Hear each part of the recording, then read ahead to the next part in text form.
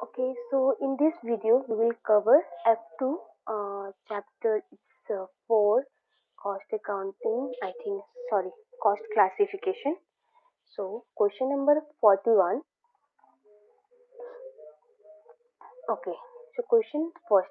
The following diagram represents the behavior of one element of cost. Okay, which one of the following description is consistent with above diagram? Okay, the first option is annual total cost of a factory power where suppliers sets a tariff based on a fixed charge plus a constant unit cost for the consumption which is subject to maximum annual charge. Okay तो बोल रहा है कि आपको कि annual total cost ये हमारा total cost हो जाएगा। ठीक है, एक मिनट, ये ऑप्शन आपका 41 का है, तो ये आपका टोटल कॉस्ट हो जाएगा एंड नीचे आपका लेवल ऑफ एक्टिविटी। ओके, तो आपको बोला annual total cost of factory power where supplier set a tariff based on a fix charge, मतलब ये लाइन आपका इतना फिक्स चार्ज है जो आपको सप्लायर चार्ज ही कर रहा है। उसके बाद plus a constant unit cost of consumption which is subject to maximum annual charge. उसके बाद आपको कांस्टेंट आपको एनुअल चार्ज कर सॉरी उसमें कांस्टेंट यूनिट चार्ज कर रहा है आपको।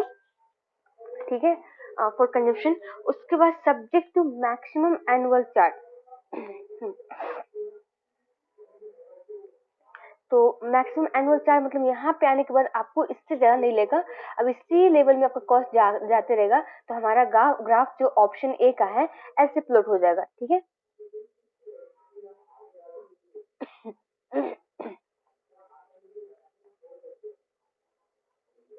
so again I will explain what the option first is telling.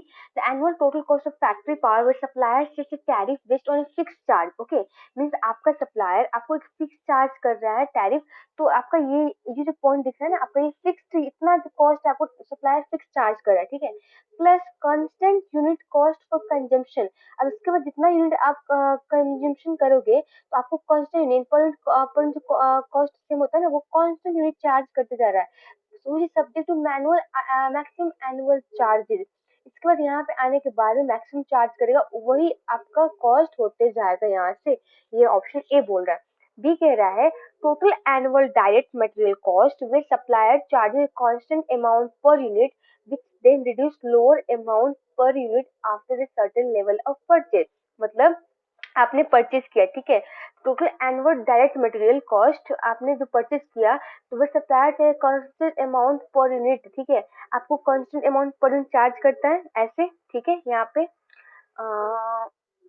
तो आप वो वेरिएबल कॉस्ट का ग्राफ देखोगे ना, तो टोटल वाइज आपका क्या होता है, टोटल कॉस्ट में आपका वो ग्राफ ऐसे इंक्रीज होते जाता है। पर यहाँ पे बोल रहा है which then reduce to a lower amount per unit after a certain level of purchase. अब एक लेवल परचेज करने के बाद आपको कॉस्ट रिड्यूस कर दिया, फिर यहाँ से ये ही फॉलो होते जा रहा है, तो आपका बी का ऑप्शन का ग्राफ ऐसे बनेगा। ठीक है। Now option C, total annual direct material cost where supplier charge a constant amount per unit, but when purchase exceeds a certain level, a lower amount per unit apply to all purchase in the year. Okay, तो आपको मतलब वो आप book में भी अपने कपला में दिया हुआ ये ग्राफ, मतलब कि टोटल जो एनुअल डायरेक्ट मटेरियल कॉस्ट है वो सप्लायर चाहे कांस्टेंट अमाउंट पर यूनिट आपको एक कांस्टेंट अमाउंट चार्ज कर रहा है। उसके बाद में एक लेवल आने के बाद में वो आपको कॉस्ट लोअर कर देता है, और वही लोअर कॉस्ट सारे यूनिट पे जो परचेज किया है थ्रू आउट द ईयर उस पर चार्ज होते हैं। तो हमारा ग्राफ इस तरीके से बनते जाएगा। ठीक है, मान लो यहाँ पे परचेज किया तो आपको कॉस्ट लोअर कर दिया, तो फिर इधर उसके बाद में फिर आपने यहाँ परचेज में आपको कॉस्ट और लोअर कर दिया, फिर इधर, तो आपका जो ग्राफ का जो ओवरऑल सबका कॉस्ट होगा, यहाँ से एक लाइन, सॉरी सॉरी खिसक रहा है, यहाँ से ऐसे लाइन ड्रॉ करते जाएंगे, तो यहाँ से ये जो पॉइंट है यहाँ से हमारा कॉस्ट चार्ज होते जाएगा। उस ऑप्शन सी का ग्राफ ऐसे बनेगा। और ऑप्शन डी जो है ना, annual total cost telephone service where supplier makes a fix charges and then constant unit rate for call up to certain level, this rate then reduce for all call above this level. तो आपका option D answer है। इसमें बोला एक total cost of telephone service where supplier make a fix charge है, तो ये आपको पॉइंट दिख रहा है, मतलब इतना आपका फिक्स चार्ज कर रहा है supplier, then constant rate for the call up to certain level, इसका कांस्टेंट लेवल कांस्टेंट चार्ज कर रहा है सर्टेन लेवल तक, यहाँ तक। उसके बाद this rate then reduce for the all the call above this level, इसके बाद रिड्यूस कर देता है जो इसके इसके बाद जो भी आप कॉल करोगी वो आपको रिड्यूस कर देगा और यहाँ ए से ग्राफ आपका यहाँ से थोड़ा बेंड हो जाएगा। तो ऑप्शन डी आपका आंसर है। Okay, so 42. The organization has following total cost and three level of activity. Okay, and variable cost per unit is constant within this range of activity, and there is setup of 10% in total fixed cost when level of activity exceeds 11,000. Okay. So what is the total cost activity level at 1,000 unit? Question ये पूछ रहा है। So 42 का आपको तो पहले हम लोग तो हम लोग को क्या क्या दिया हुआ है, एक 8,000 यूनिट है और 12,000 है और 15,000 है और बोल रहा है 11,000 आने के बाद में आपका जो फिक्स्ड कॉस्ट है वो स्टेप फिक्स कॉस्ट 10% से इंक्रीज हो रहा है, ये बोल रहा है। तो आपका 11,000 इस दोनों के बीच में पड़ रहा है। तो हम लोग को ऐसा दो लेवल एक्टिविटी लेना है जहाँ पे हमारा फिक्स कॉस्ट सेम हो। तो यहाँ पे हमारा इस दोनों पॉइंट पे सेम है फिक्स कॉस्ट। ओके, तो हम लोग यहाँ से कैलकुलेट करेंगे वेरिएबल कॉस्ट पर यूनिट। ठीक है, variable cost per unit calculate करेंगे। ठीक है, तो यहाँ पे आने के बाद में आप करो। ओके, सो आपका हाई लो मेथड यूज कर रहे हैं। ठीक है, तो हम पहले ऐसा दो एक्टिविटी सिलेक्ट कर ले जहाँ पे हमारा फिक्स कॉस्ट सेम है, हमारे 12,000 और 15,000 सेम है। तो यहाँ पे cost at high level and low level activity difference. तो आपका हाई लेवल एक्टिविटी पे 274,123 माइनस 12,000 लिया लोअर एक्टिविटी 250,000 यहाँ से ऐसे माइनस 1,2,3,4। ओके, इसको डिवाइड करेंगे यूनिट हमारा 15,000 माइनस 12,000। ओके ओके, तो नाउ ये आपका कितना आएगा यहाँ पे इंटर मारो। तो आप अपना कैलकुलेटर से कैलकुलेट करो 274,123 3 और 4 0 3 0। ओके हाँ, and minus 250,123 you will get 24,000। Okay, and divide by 15,000 minus 12,000 आपका 3,000। सो आपका cost variable cost per unit आएगा डॉलर में सारे डॉलर में। ठीक है, सो डॉलर आ जाएगा आपका 8 पर यूनिट आएगा। ओके, सो नाउ आप फिक्स कॉस्ट फाइंड आउट करते हैं। तो आप जो दो लेवल एक्टिविटी यानी 15,000 और 12,000 सिलेक्ट किया है ना, आप किसी भी एक को ले लो। ठीक है, सपोज मैं 15,000 लेती हूँ, तो 15,000 पे एट 15,000 यूनिट हमारा टोटल कॉस्ट कितना दिया हुआ है? टोटल कॉस्ट है आपका 274,123। ओके, टोटल कॉस्ट हमारा variable cost plus fix cost equal to होता है टोटल कॉस्ट। ठीक है, तो आपका वेरिएबल कॉस्ट आपको पता है 8 पर यूनिट है। तो हम लोग 8 इंटू यूनिट कितना है 15,000, तो 15,000 plus fix cost equal to करेंगे 274,123। ओके, तो नाउ आपका फिक्स कॉस्ट आ जाएगा 274,123 माइनस 15,000 इंटू 8 करो, आपको आएगा 1 2 3 4। ओके,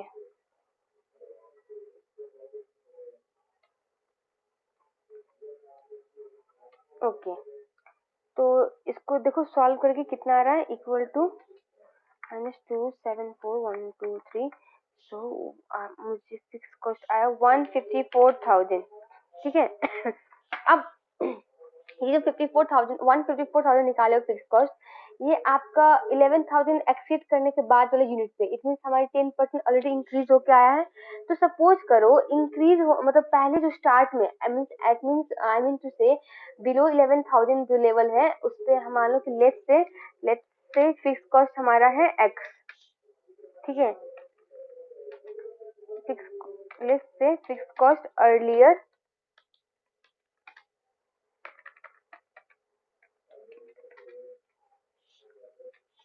बी एक्स, मतलब 11,000 यूनिट प्रोड्यूस करने से पहले का हमारा फिक्स कॉस्ट मान लो एक्स है। ठीक है, तो x plus 10% of x equal to आपका ये 154,000 है, ठीक है। जो पहले का कॉस्ट उस पर 10% इंक्रीमेंट हुआ है स्टेप फिक्स कॉस्ट के लिए, तो अब भी आपका टोटल कॉस्ट 154,000 हो जाएगा फिक्स कॉस्ट, ठीक है। अब इसको सॉल्व करो, ठीक है। तो आपको आ जाएगा 110 x divide by 100 equal to 154,123, okay. So x equal to कैसे करती हूँ, 110 x equal to 154,123 into 100. So now x equal to 154,12345 divide by 110. So आपको आ जाएगा 154,12345 डिवाइड 110. सो मुझे फिक्स कॉस्ट आया 140,123, ठीक है।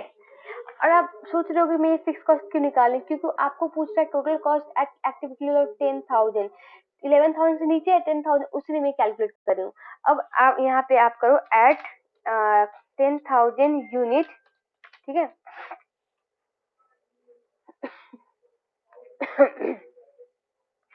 10,000 यूनिट आपका मान लो, ओके। तो 10,000 इंटू वेरिएबल कॉस्ट हमारा कितना था 8, और प्लस करेंगे फिक्स कॉस्ट जो अभी निकाला 140,000 इक्वल टू, अब सॉल्व करो 80,000 प्लस 140,000 इक्वल टू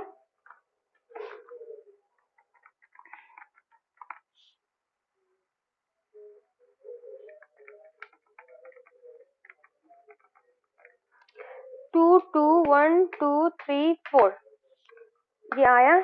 और आपका ऑप्शन तो ऊपर नीचे हो रखा है, कैसे होगा,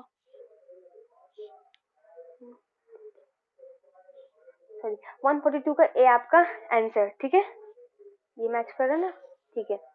सो 43 number, firm has to pay a dollar 0.50 per unit. Sir यहाँ पे डॉलर डालना भूल गई, एक मिनट, डॉलर डालना ही पड़ेगा यहाँ पे, जैसे भी सारे क्वेश्चन में यहाँ पे भी डालना भूल गई, okay. A firm has to pay a 0.50 per unit royalty to the inventor of device which is manufactured and sales. How royalty charge be classified in firm account? Okay. Loyalty charge के बिना आपका loyalty के बिना आपका production हो ही नहीं सकता है, ठीक है। ये आपका each and every unit produce से रिलेटेड होता है, तो ये हमारा डायरेक्ट एक्सपेंस में जाएगा, ठीक है। ये डायरेक्ट कॉस्ट तो है ही, अब डायरेक्ट कॉस्ट में हमारा मटेरियल तो नहीं है, ना ही हमारा लेबर है, तो बच्चा कौन डायरेक्ट एक्सपेंस, तो ऑप्शन बी होगा हमारा आंसर, ठीक है। तो question number 44, a planned public produce car and motorbike company, it is split into 4 different division, car sales division. This department manager has given okay, तो क्वेश्चन रिक्वायरमेंट क्या है, are this centre being operated as cost profit और investment centre, okay. So first है, this department manager has given responsibility for selling the car. तो यहाँ तक हमारा आपका रेवेन्यू सेंटर तो आ रहा है, ठीक है। एंड उसके बाद बोल रहा है कि as well as keeping the control of division cost. अब कॉस्ट का भी बात कर रहा है एंड रेवेन्यू का भी बात कर रहा है, तो ये हमारा कौन सा होगा, जो अब ऐसा सेंटर जो दोनों को दिखता है वो हमारा प्रॉफिट सेंटर है, तो option A car sales division हमारा हो जाएगा profit centre. Motor bike sales division, this department manager has given responsibility for selling the motorbike as selling motorbike, यहाँ तक हमारा सेल्स रेवेन्यू सेंटर हुआ, as well as controlling divisional cost, अभी तक हमारा प्रॉफिट सेंटर, क्योंकि दोनों इन्वॉल्व हो गया। In addition, he has been told to plan with what assets he should purchase for the coming year. तो इट मीन्स अब उसको कौन सा एसेट परचेज करना, इट मीन्स इन्वेस्टमेंट करना कमिंग में, वो भी उसको दिया गया रिस्पॉन्सिबिलिटी। इट मीन्स तीनों है, आपका कॉस्ट भी है, रेवेन्यू भी है और इन्वेस्टमेंट का भी है, तो ये आपका हो जाएगा investment centre, okay.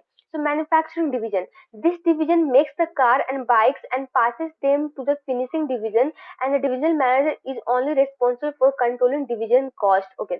The division makes the car and bike and passes them to finish division, and division manager is only responsible for the controlling division cost. अब वो सिर्फ कॉस्ट के लिए रिस्पॉन्सिबल है, बोला है only responsible, तो ये हमारा जाहिर सी बात है स्ट्रेट फॉरवर्ड है, कॉस्ट सेंटर हमारा इसका आंसर होगा, okay. Finishing division, this division takes the car and clean them ready to be sold. They transfer goods to sales division and charge the sales divisions and set a price which is set by the finishing division manager. The manager is also responsible for managing division cost as well as investment in the divisional assets. अब यहाँ पे investment की जो भी बात कर रही है तो ये सीधा सीधा बात है कि इन्वेस्टमेंट सेंटर हमारा आंसर होगा. Okay, so question number 45. Which of the following can be included when in valuing inventory? Okay.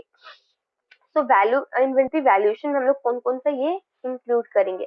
तो हमारा डायरेक्ट मटेरियल, ठीक है, डायरेक्ट लेबर एंड आपका प्रोडक्शन ओवरहेड. आपने बीपीपी का क्वेश्चन भी सॉल्व किया होगा एक्चुअली में, वहां पे भी देखा होगा ये चीज मेंशन है. तो एडमिनिस्ट्रेशन कॉस्ट हमारा नहीं आएगा, नॉन प्रोडक्शन कॉस्ट रिलेटेड है. तो ये हमारा आंसर हो जाएगा 1, 2 and 4. So option B is our answer. 46. जो the following is usually classed as a step cost. Okay. ये तो हमारे बुक में भी गिवन है कि सुपरवाइजर वेजेस हमारा स्टेप कॉस्ट है, स्ट्रेट फॉरवर्ड है. क्योंकि अब ऐसा है ना कि जैसे कि आप एक सुपरवाइजर है 10 लोग को देखता है, ठीक है. अब जैसे ही एक लोग इंक्रीज करेगा, 11 लोग इंक्रीज करेंगे, 12 लोग, तो एक हम लोग को अलग से फिर सुपरवाइजर हायर करना पड़ेगा ना. तो ये हमारा स्टेप फिक्स कॉस्ट हुआ. तो ये हमारा ऑप्शन ए आंसर होगा. रॉ मटेरियल तो आपका डायरेक्ट मटेरियल हो गया. एंड उसके बाद आपका क्या है, रेट हमारा आपका फिक्स कॉस्ट हो जाएगा. टेलीफोन आपका step sorry semi variable cost, ठीक है. तो ये हो गया 47. Which the following is not a cost object. Okay, तो हम लोग ने कॉस्ट ऑब्जेक्ट का डेफिनेशन क्या पढ़ा था, पहले वो देख सकते हैं. सो कॉस्ट ऑब्जेक्ट एक ऐसा एक्टिविटी जिसको इसका हम लोग सेपरेट मेजरमेंट करके कॉस्ट निकाल सकते हैं, उसको कॉस्ट ऑब्जेक्ट बोलते हैं, ठीक है. तो यहाँ पे ऑप्शन है आपको cost centre, customer and manager और प्रोडक्ट. तो कॉस्ट सेंटर का हम लोग कॉस्ट निकालते हैं, तो ये हमारा कॉस्ट ऑब्जेक्ट है. कस्टमर का भी हम लोग निकालते हैं, कस्टमर वाइज है कि नहीं, तो ये भी हमारा कॉस्ट ऑब्जेक्ट है. एंड आपका मैनेजर आपका नहीं होगा, ठीक है, क्योंकि मैनेजर हमारा कॉस्ट ऑब्जेक्ट नहीं है. ये तो हमारा कॉस्ट सेंटर रिस्पॉन्सिबिलिटी वाइज अगर देखें तो मैनेजर किसके लिए रिस्पॉन्सिबल है वो हम लोग उसके थ्रू जाते हैं. तो ये हमारा मैनेजर कॉस्ट ऑब्जेक्ट नहीं है, ठीक है. बाकी हमारा 3 लिस्ट है वो कॉस्ट ऑब्जेक्ट है जिसका हम लोग पर्टिकुलर कॉस्ट निकाल सकते हैं, ठीक है.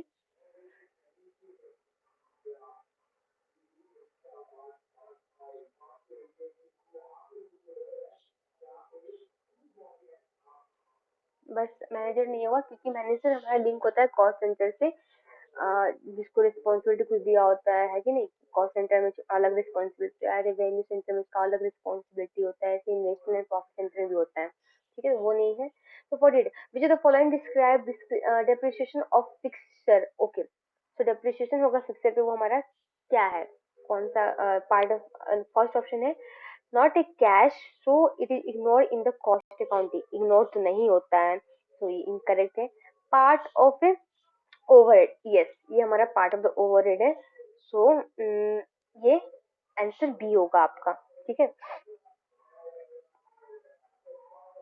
अब ये डेप्रिसिएशन फिक्सर बोल दिया, अब ये आपको डिपेंड करता है, ठीक है. आपको बोला जैसे हम लोग पीएनएल में बोलता था क्वेश्चन में कि सीओजीएस में चार्ज करना है या फिर एडमिनिस्ट्रेशन में चार्ज करना है, सेलिंग में चार्ज करना है. सो डिपेंड ऑन द सिचुएशन, उसके अकॉर्डिंग हम लोग उसको आइडेंटिफाई कर पाते हैं, ठीक है. सो ये उसके बाद आपका पार्ट ऑफ प्राइम कॉस्ट तो नहीं होगा, ठीक है. एंड ये कैश आउटफ्लो ये भी नहीं होगा, ठीक है. सो ऑप्शन बी बचा तो आपका answer. Which of the following cost would not be classified as a production overhead cost in food processing company? Food processing company में कौन सा मतलब हमारा प्रोडक्शन ओवरहेड कॉस्ट नहीं है. तो cost of renting the factory building, ये तो हमारा ओवरहेड है, आई मीन प्रोडक्शन ओवरहेड है. सैलरी ऑफ फैक्ट्री मैनेजर ये भी हमारा है. Depreciation of equipment located in the material store ये भी हमारा है. एंड कॉस्ट ऑफ इंग्रेडिएंट ये नहीं है बिकॉज ये आपका डायरेक्ट मटेरियल कॉस्ट है, इसलिए ये आपका नहीं है. So 50. Which two of the following are included in the prime cost of a product? Okay, prime cost. Okay. So direct material and direct labor. Straightforward question ये तो. Okay. 51. There is to be increased next year in the range from 12,000 to 41,000 for a warehouse used to store finished goods ready for sale. what will be the impact on this increase on the value inventory manufacture and held in the warehouse? Oh, okay. So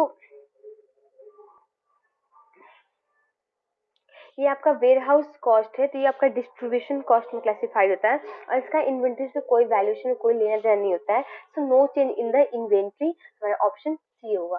ठीक है। 52 delivered PLC is furniture manufacturer, how would he classify the following cost? Okay, director salary क्या है, fixed variable salary fixed होता ठीक है कि नहीं। Would आपका जैसे जैसे प्रोडक्शन करते जाओगे उसके अकॉर्डिंग यूज होता है, तो ये वेरिएबल है। ठीक है। Rent of the factory again ये फिक्स्ड होगा। ठीक है। Phone bill including rental, line rental ये आपका सेमी वेरिएबल है, क्योंकि एक एस्टिमेट पे स्टार्ट होता है, वो आप यूज करो ना करो आपको पे करने होता है, उसके बाद आपका इंक्रीज होते जाता है। तो this is semi variable. And factory worker wages ये आपका वेरिएबल है, क्योंकि ये भी आप जैसे प्रोडक्शन करोगे उसके अकॉर्डिंग उसको पे करते जाओगे, एंड ये आपका वेरिएबल होगा। 53 which of the following situation is described by the graph? Okay, the discount received on additional purchase of material when certain quantity are purchased. एक सेकंड है, employee are paid a guaranteed wages weekly wages together with the bonus for the high level of production.